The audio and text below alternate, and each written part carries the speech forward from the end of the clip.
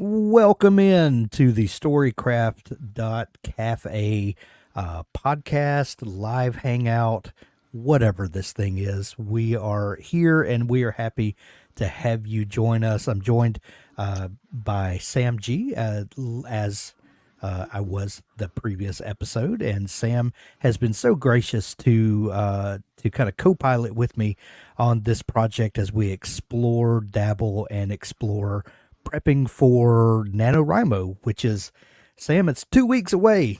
You know, if I had hair, I would pull it out. Oh yeah. But so sorry we had to reschedule last week's live hangout.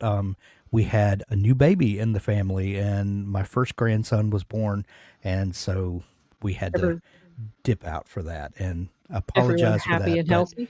yeah. Oh, it's wonderful. Yeah. Good. He got to go home over the weekend, and Good. just couldn't be happier.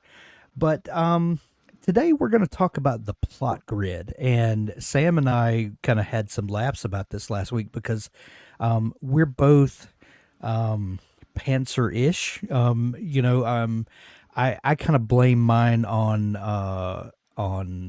a bit of undiagnosed ADD, where I like to hold everything in my head, and it's not to say that I'm not a planner. I have a hard time getting it down on paper and making a formal plan of what I'm holding in my head.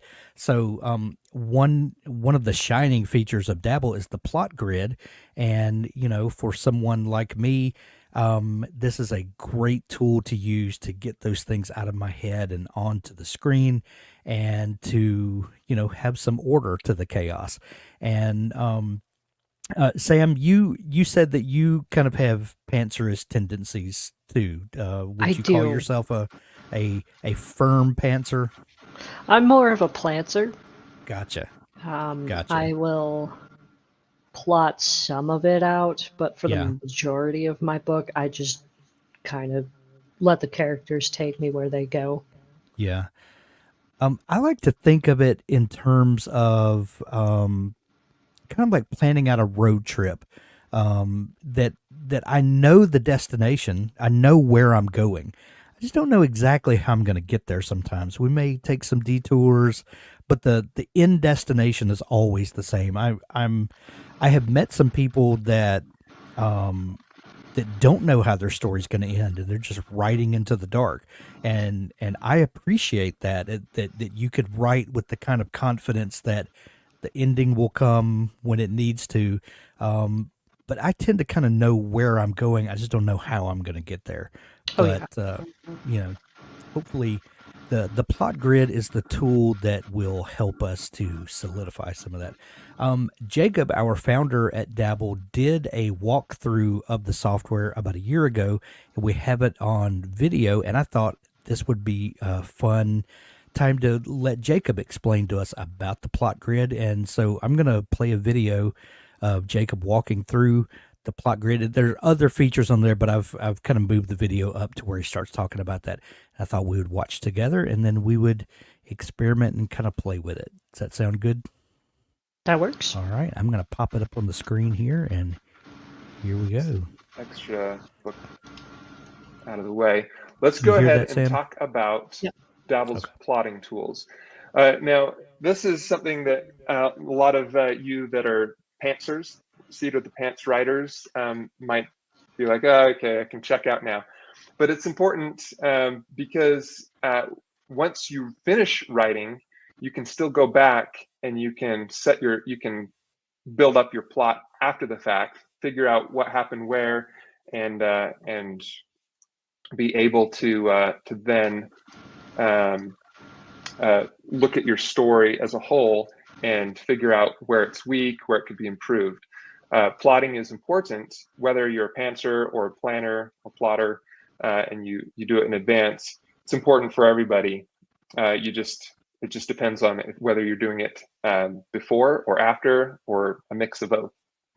So the plotting for Dabble, we have this feature called the plot grid, and the first column, these are your scenes in your book, and these are one-to-one to your book. You'll notice if I add a new chapter, and then come back, that shows up here. If I add a new scene,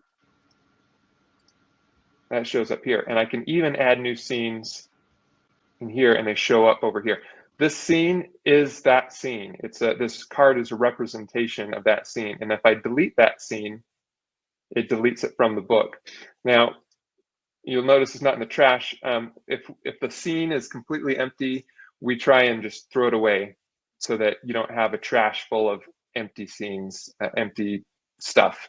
There's no reason to go back and restore something that's empty.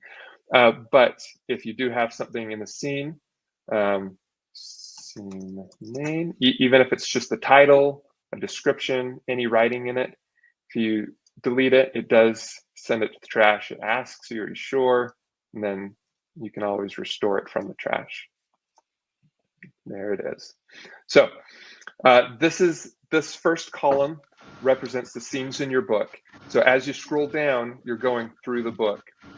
To the right, this is information that goes with those scenes. The row is for that scene. And so this first row,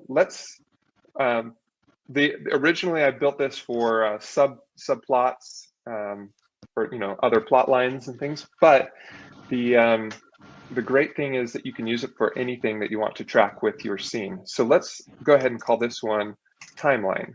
And we'll say, is this something that spans like a year? We could say January, or if it's a matter like in the episode 24, it could be a period of 24 hours, or it could be a date. Let's still go ahead and say Monday, because our story is going to happen over a week.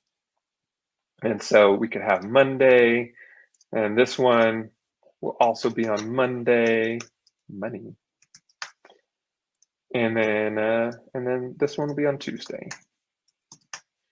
So we can track our timeline. We can also, either clicking a plot point here or adding a new plot line here, we can add new plot lines. And these can be for things like, since this sounds kind of like a dark fantasy, we want to have clues and mystery. So let's go ahead and add a plot line for clues, and we can point out like the glimpse of a handkerchief. And this handkerchief is going to come in and be important later in the story. And let's see, found handkerchief. I'm not sure what yet. I'm still figuring out the story, but I know it's important. So I'm going to go ahead and throw in a clues plot line, and I can drop in red herrings and other clues in this line. I do love a little bit of romance in any story, though. I'm kind of a sucker for that. So I'm going to have a romance, or yeah, I'll just call it romance. You could call it the love triangle or whatever. And we'll say he first meets her. I'm still working on names, so we'll keep it at those pronouns right now. And then like, let's see, understanding and fight. We gotta have a fight in there, because it's par for the course. All right. We gotta have our bad guy villain, and he is plotting in the shadows. Now, these are just titles to help me understand at a glance what this piece is. But I can go in here, I can hit enter or click and start typing, putting information about, what, like in this case, what that villain is doing. Let's say, he's starting to create his master plan. And I know some of you are here for the hidden tips and tricks, so I'll throw one of those out right now. If you do an asterisk and a space, you can get a bullet point. He wants world domination, and he needs companionship. He's a lonely dictator. So you can use dash to do the bullet point, the asterisk. You can also do a 1 to do a numeric one. Dabble's great. You can do a 4 or 5 to get to start later in the list. If, for example, you have a break between your list, you can use a lowercase a, a lowercase b. You can use Roman numerals. Let's see, and they can be the capitalized Roman numerals as well. I bet some of my employees didn't even know about that. And I think that's all of the bullet list styles that we have that are possible that I can think of. Anyway, so that's and that's all available in the plot card. You can have bullet points. If you end up running out of space, the plot card just expands, so you can keep writing in it and just scroll. So you can have a lot of information in here. You don't write your whole book in here. You want your reader to be able to have some of that information, but it's a great place to have all the notes for your scene, for your plot point, and so the scene. This is also the same thing. You can have hero starts off on a pirate ship. This is a pirate fantasy, so that's great. And then you've got your plot kind of figured out. You can move things around. Oh, you know what? That needs to go there. Because the row is so important, all of these things line up to the scene. If I move, let's go ahead and give this a name. Second scene for now, so that you can see it move, because since the auto numbering happens right away, sometimes you don't notice that. So I'm going to move this down. See that auto numbering made it a little hard to see that it changed, but because we gave that a name, you see all of these plot cards, these plot points came with the scene. They're kind of attached to that scene. If I wanted them on chapter 2, I'd have to rearrange things a little bit in order to make that happen. But actually, I don't. I just want to move scene chapter 3, which was chapter 2, back. So it's now chapter 2 again. So the scenes, they keep their plot points with them as much as possible, so that you can rearrange things. And the reason why this is important is when you go to write that scene, we have these notes panel on the right, and the notes give you all of it gives you the scene notes, as well as all of the plot points that you have for that scene. And this allows you to plot, for those who are plotters instead of pantsers, to plot it all out in advance, as much or little as you want. And then as you start writing your scene, to be able to have access to those notes. We've got our clues, we've got the villain, got our scene notes here. It starts off on a pirate ship, that's right. I need to see, he can't run too much from an unknown pursuer on a pirate ship. We're just going to have to change that. Say up the mast. There we go. So, oh, thanks, Robert. So that's how we can get everything plotted. One question is how to rearrange the columns, and you can do that in the left-hand column, just like you can with the manuscript. So let's say the clues; those are kind of something that I don't want, front and center. It's more maybe even the time. No, I do want the timeline, but this is more of a villain. This is more of a thriller than a romance. We'll put romance a little further down, a little further over. So I want this to be more of a villain, clues, thriller kind of a story, mystery. There'll be a little romance on the side. Another way that you can use the plot if you click on plot, you'll see that you can create generic plot grids and plot grids for one of your books. If you right click and click add new plot grid, it'll add a generic plot grid. It's the same as clicking the plus here. And so a generic plot grid, the difference between that and your book plot grid is the lack of that left column for scenes. This plot grid that's for the book is tied to your book. If you delete a scene, it's going to delete it in your book. If you rearrange this row here, it's going to do it in your book. Like if I add a row here and clicking plus here, it just added a new scene to chapter 2. If I delete that row, I have to delete the scene first, make sure that I don't accidentally delete my scenes by clicking on the delete row. Then I can do that. This works great for plotting your book scene by scene. However, if you're trying to plot an entire series, let's say I've got 3 books or 7 books or whatever in a series, I don't want to plot out every single scene in the book for the whole series. I want a broader perspective.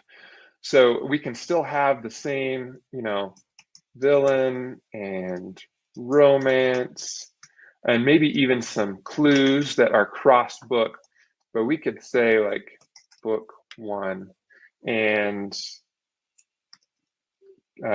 give it a name and talk about what happens in that book, or maybe book 1 part 1, and we can go by book and part. So this gives you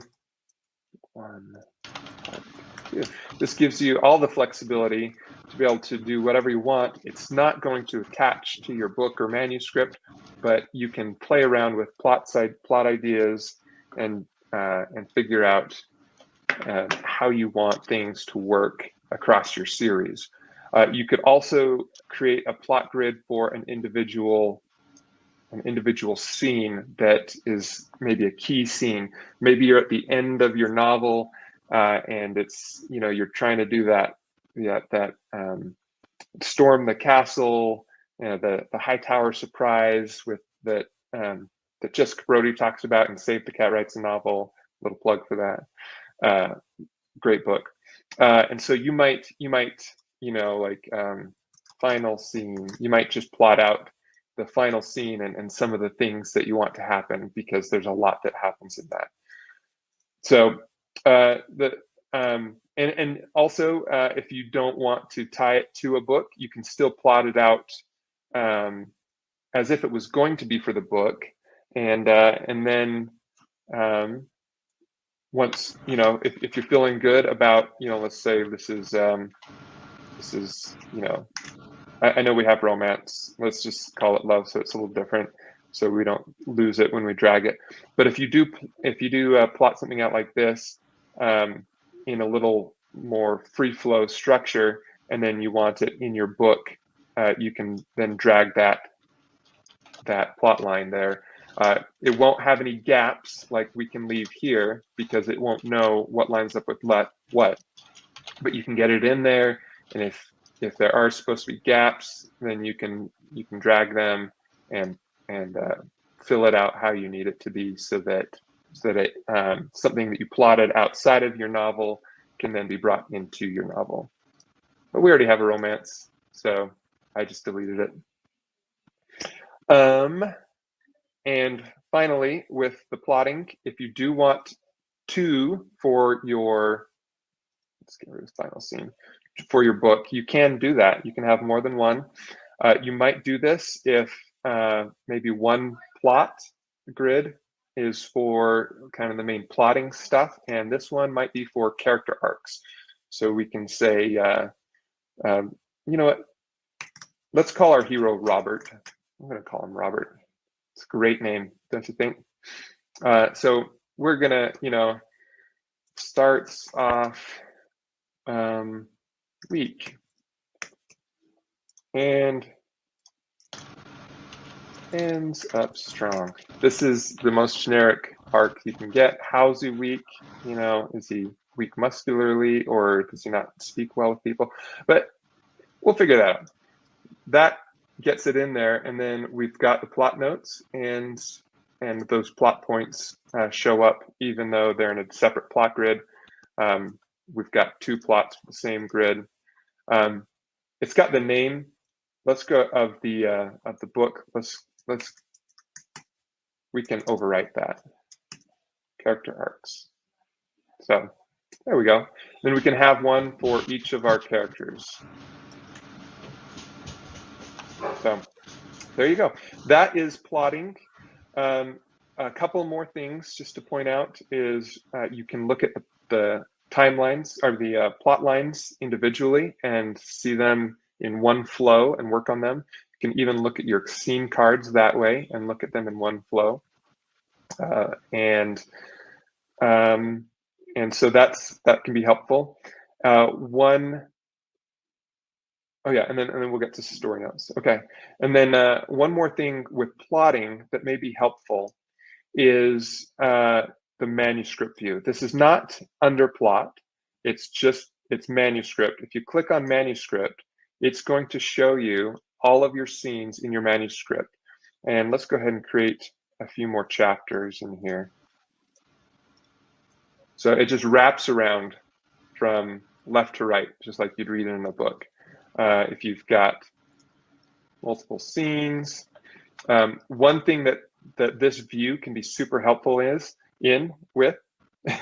if you like to do your book by scene and figure out later where the chapter breaks are going to be. You could, for example, just use this plus button in the story in the plot grid and keep adding scenes, and they'll just add it to the last chapter, whether it's chapter 1 if you don't create any chapters and you just go to plot grid first, or chapter 8 in this case. So you could create a book full of all the scenes that are going to happen, and then come to manuscript and start inserting those chapter breaks. And then if you decide it's not quite where it needs to be, you can adjust them. And so that's one of the things that the manuscript view is really great at. Is to be able to adjust the chapter breaks easily, as well as see your whole book without the plot lines, just the scenes in one view. And you can also see your series that way if you've got multiple books. They'll just add at the end there, so it'll split it up. So it's a great bird's eye view. It's not as in depth of plotting as the plot section is, but that manuscript view does help you see everything in your manuscript at a bird's eye view, which could be very helpful. All right, story notes. Okay, we're gonna stop the video right there.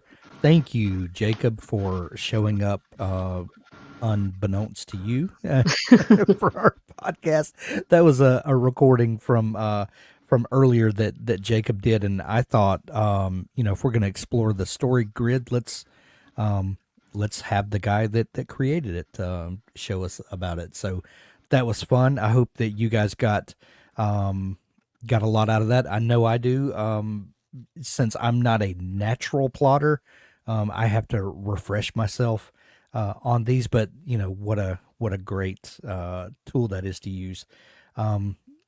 Jen said, I like the vertical placement of the plot points. It makes it flow as text flows when you write. The bird's eye view is still accessible. Yes, absolutely.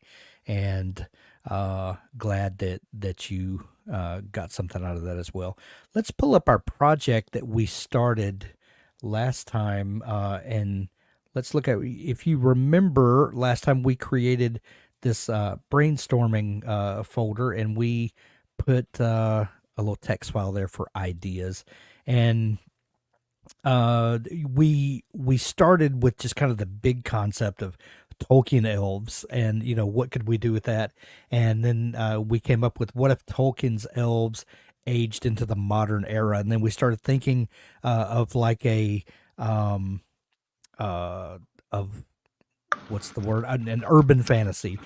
If you had Tolkien elements that had come into a modern era, and we came up with a protagonist, Mira, and we found out that Mira gets in trouble with a sticky client. And we came up with an antagonist, Sylvester. And he's a mob boss, and he asked her to represent him in a case of fraud. Mira finds out that the money in question is from selling stolen museum artifacts, that we later find out is a magical talisman. So we have several elements here that we were kind of playing with. What if we had an urban fantasy, and maybe our protagonist Mira is an attorney? And what if we had Tolkien-esque elements that come into a modern setting, and we have a mob boss? And so from there we start seeing all kind of shenanigans that could take place. And then we've got who was Roger? What did we decide? Was he Mira's sidekick? Roger, I don't think he's a sidekick. I think he's just an elf that she meets. That's right. That's right. That's right. Had to remind myself.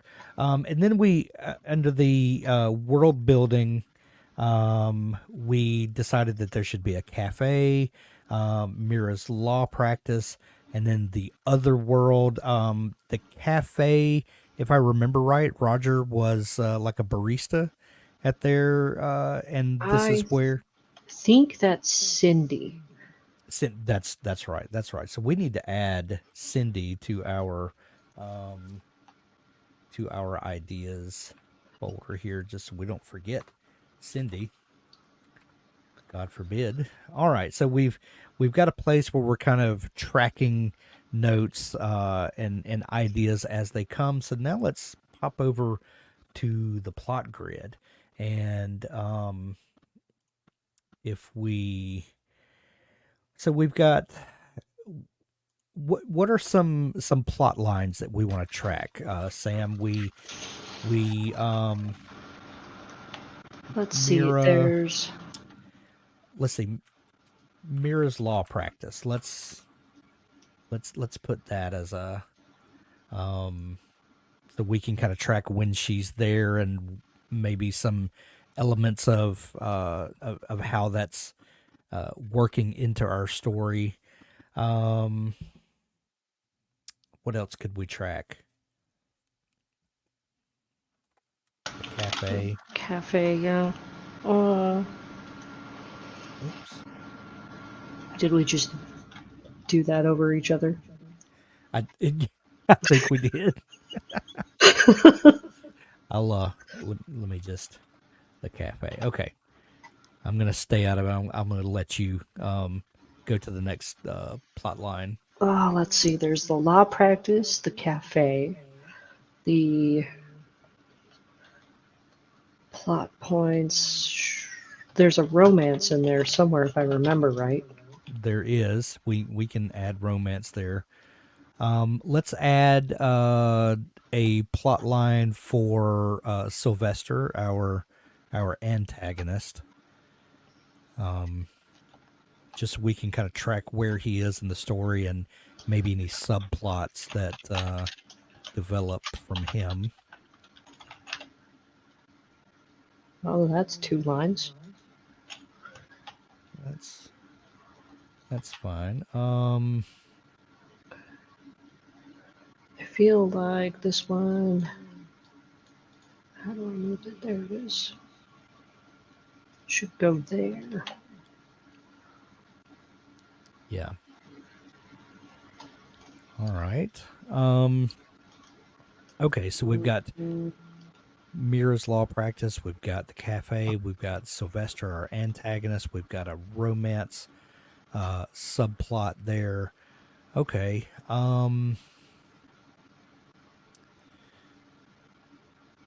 Okay, so if we go to where do we see our story opening? What would be a good way to set the stage for if we kind of think of the save the cat model, we want to show our protagonist in her normal everyday world, get the reader engaged with her before we throw the kitchen sink at her. So probably at the practice, at the firm itself. Okay, so let's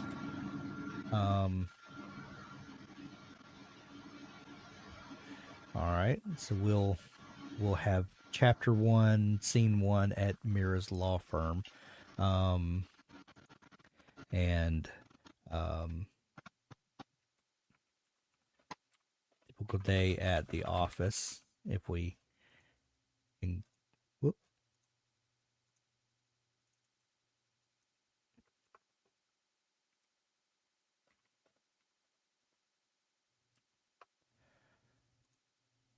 Okay.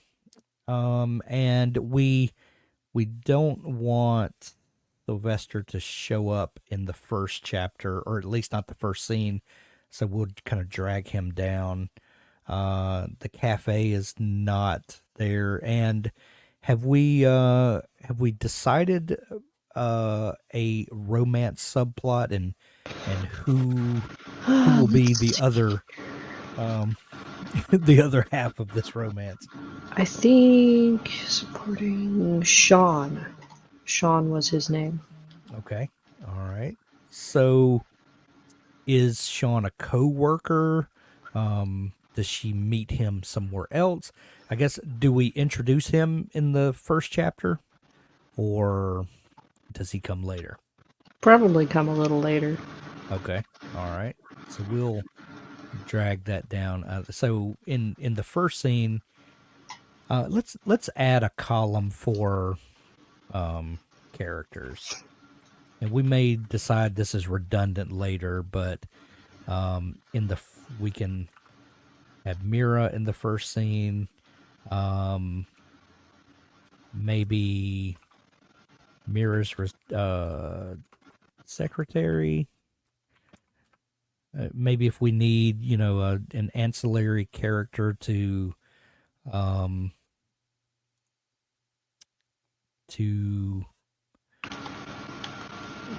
if we need to bring out some other information or something, we could have a character that could handle that. Are we mentioning Roger or having him walk like somewhere near the window or something?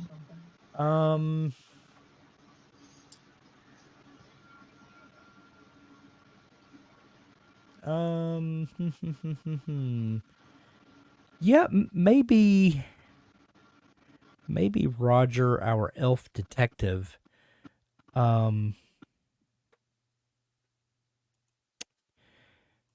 maybe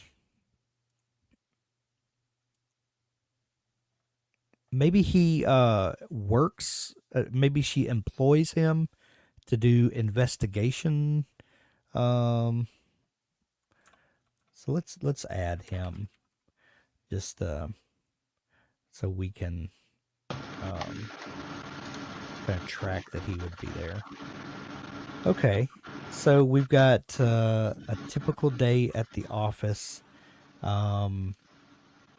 Does Mira know that Roger is an elf? Has she discovered that yet? I don't know.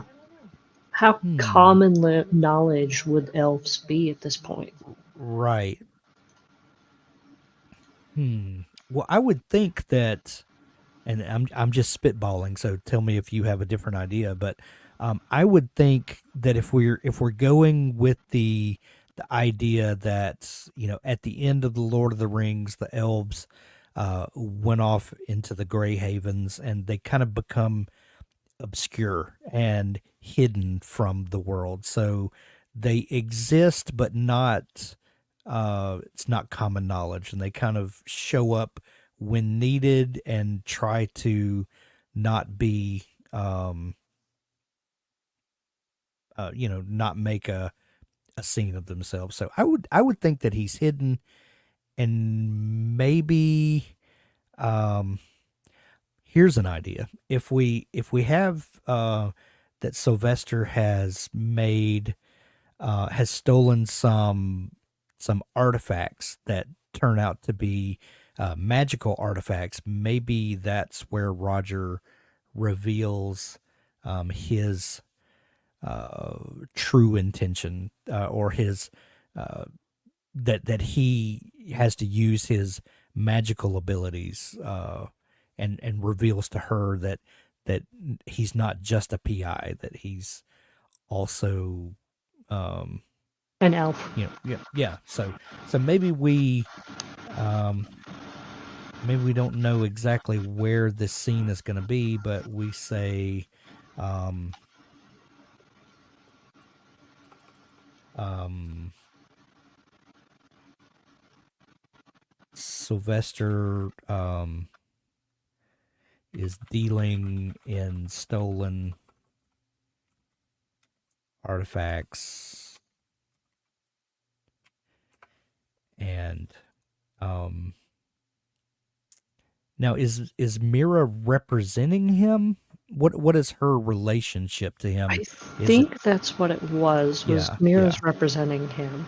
yeah. And so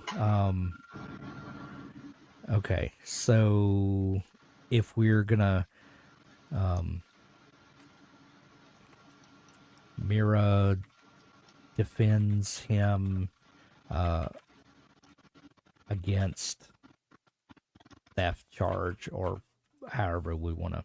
Um, and let's see, Sylvester comes to Mira for um, It's defense not, yeah. or something. And then the cafe doesn't necessarily factor into this. Romance The doesn't. only thing I could think of was that Mira's boyfriend is somehow involved in this because he doesn't have a plot just yet. Right. And that adds tension for you've got a love plot, but they also might be at odds with each other, Mhm. possibly. Um, okay, so let's say, um, um, okay, let's don't factor that in just yet, but maybe the next thing. So this one we're gonna have Mira and Sylvester. Okay, and so then let's have a scene where, um, and what was Mira's boyfriend's name? Uh, Sean. Sean. Um, we need to introduce Sean. Um,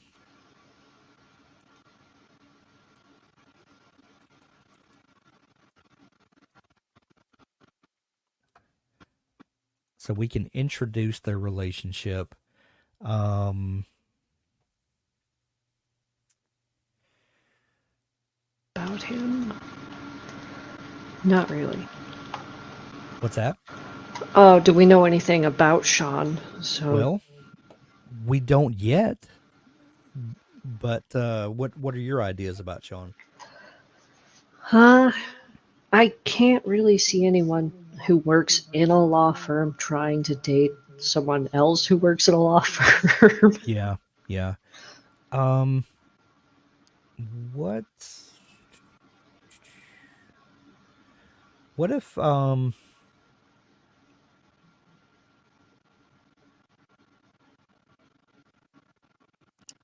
Why did we? Um, what if he's the owner of the cafe? Oh, there you go. And maybe the cafe is next door um to the practice, and she pops in every day on her way into the office, and maybe she uses the cafe as a meeting place with some clients that she wants to be less formal, I if like you that. will. Yeah. Yeah. So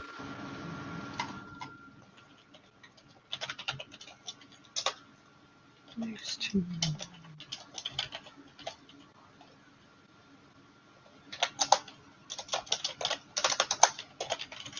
Sorry, I am typing in the notes Okay. section for the cafe. Okay. So if we go under the cafe here, we could say Mira stops in cafe and chats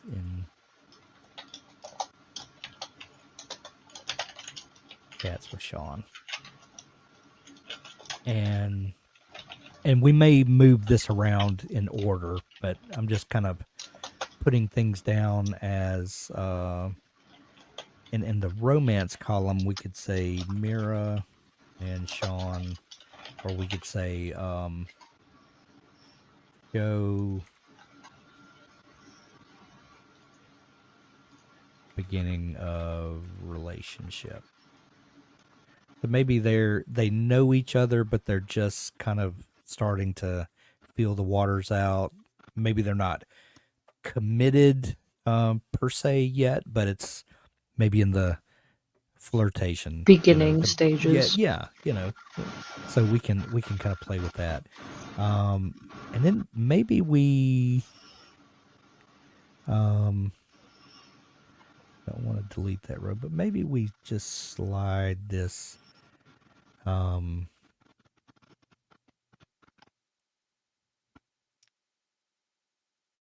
um, Down.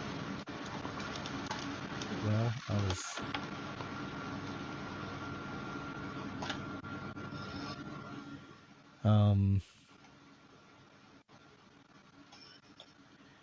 yeah.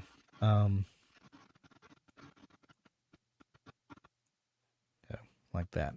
Um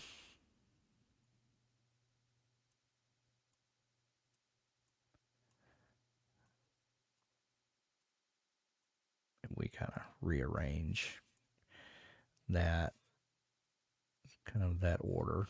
Um so we got a typical day at the office, and then maybe the next scene is Mira going um to the cafe, and we kind of get some banter back and forth, and then later we show Sylvester coming in to the law office and kind of making his case to her, and where he's seeking representation. And so kind of we get a kind of an order of building Mira's character in that way. Okay. And then maybe, let's see.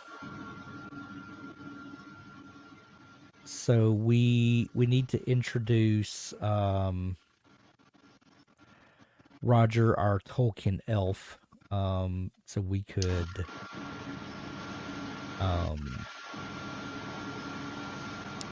say something like Mira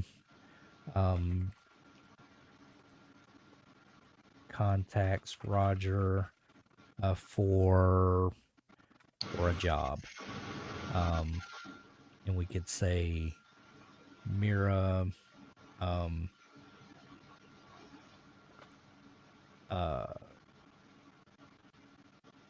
tells Roger about client and needs her to develop a background on him, or something like that, where he can start digging into the character. And this is they're at Mira's office, and not the cafe. The romance doesn't factor into that. Characters, Mira and Roger. Okay. So now we're starting to develop a pattern and getting characters kind of placed on the grid. What would be a good? We've kind of got a picture of what normal life is for Mira. for kind of what her practice is like. We introduce a character that's kind of a shady character, but everyone deserves to be represented in court. Now, what is an inciting incident that's going to take this normal, everyday kind of workaday life and introduce something that's going to uh, bring Mira out of her normal life and introduce some chaos into it? What could be an inciting incident? I feel like Roger would have to reveal who he is at that point. Okay. What would cause him to do that might be the magical items that Sylvester stole. Okay. Okay. So let's see. Since Roger is going to be a pretty serious character, let's add a column for him. Um, and let's move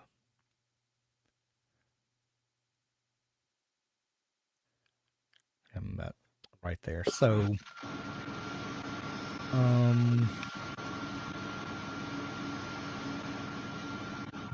adjust that. So in this scene, we're going to say Roger reveals his true self to Mira,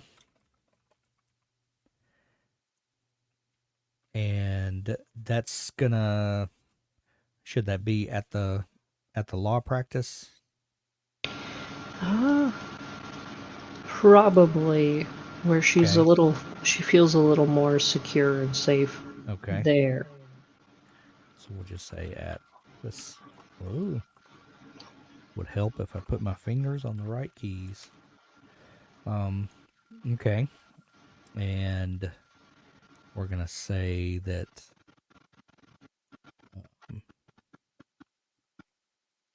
Roger um, reports to Mira what he's found out.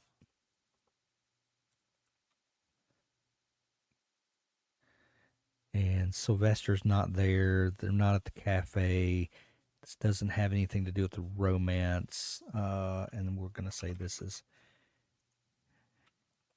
Mira and Roger. Okay, so I'm going to add a ribbon, and we're going to add a red ribbon to this one just to let us know that this is where the story is going to turn. Because as we look at it, we can see this is normal life, and the red is to give us a visual clue that something is changing here.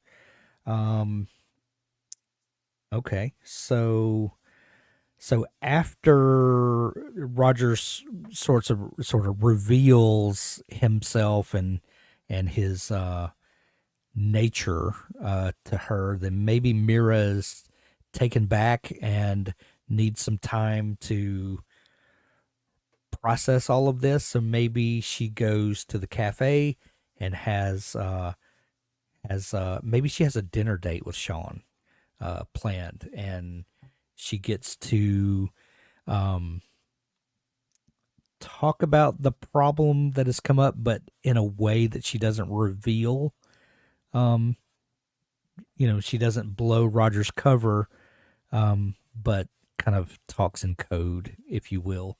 Hmm. That might kind of be fun to explore, where Sean knows something's up, but he doesn't know what's up, and she's sharing with him, but not being completely truthful, and she's conflicted. I mean, that's another internal conflict that could be fun to play with.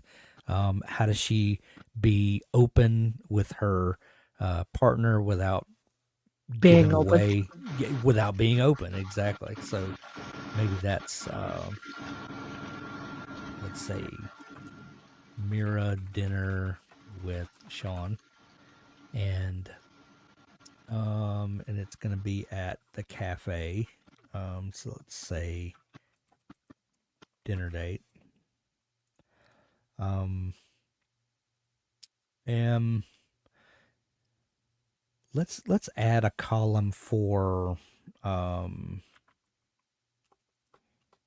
conflict. That might be something fun to track. So if we pull this down and we say the conflict in this is Mira sharing with Sean without blowing Roger's secret. And maybe if we go back,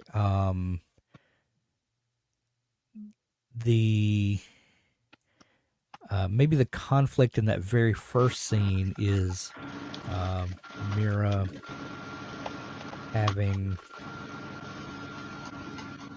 to represent clients that she doesn't necessarily believe in.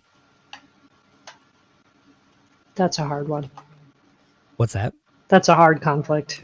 That is a hard conflict, but if we're talking about a defense attorney, everyone deserves a defense, and you would think I've never been an attorney, but I would think that would be a conflict that comes up all the time. Everyone deserves a defense, and whether they're innocent or guilty may or may not be secondary. I don't know, but that would be fair. a fun conflict to play with, I would think. And I don't know if this is a conflict per se, but if we're in the Sean and Mira relationship, just we could say the beginnings of relationship. So we can just kind of explore, what that and the conflict here could be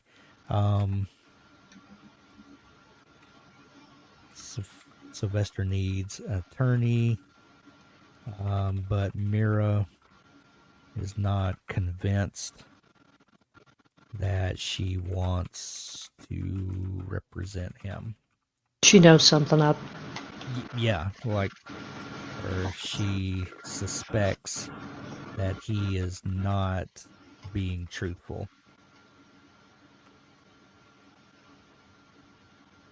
That sound about right? Yeah. I don't know that there's a conflict per se with okay. The conflict here would be that Roger doesn't want to reveal his history, but he feels it's necessary. So, okay, now this is really filling out nicely. We're starting to see a story unfold here. And we are out of time. Oh no. For this hour. This happens every time, Sam. We get to, the juices get to flowing and time just flies by. We're gonna leave this here for now. Feel free, if you want to, Sam, to pop in here over the next few days, and if you think of something, just pop in some plot grid cards. I'll do the same, and maybe we'll kind of feed off each other as I have an idea that's sparked something in you, or you have something that sparked something in me. Just feel free. And we are going to meet you guys back here on Thursday, and we're going to finish working in the plot grid, and we're going to look at at what drafting looks like, and some of the, once we've filled out our plot grid, how we then switch over to drafting mode and working into that. So Sam, thank you as always for joining me as my co-pilot and writing buddy to bounce ideas off of. Jen says, so helpful to see the ideas working themselves out in the program. Thank you. It's almost like the steps help right there. Absolutely. And that's what we wanted to show here, Jen, is how easy it is once you get in and just, when the ideas start coming, how they can, how just filling out a plot grid like this stokes the creativity, and the more you do, the more it feeds. And, it, Sometimes it just writes itself. Exactly. That's all for today. Thank you guys for joining us. This will be on our YouTube channel in the replay, so you can watch it over if you want to. One thing I wanted to mention, and I posted this over at storycraft.cafe earlier, something that Robert and I at Dabble have been talking a lot about in the last week or so is really pivoting some of the podcast content that we're putting out. We've done over 100 author interviews, and folks that are publishing, and have some of the biggest titles in publishing coming out right now. We have them on for interviews, and we love doing that kind of content.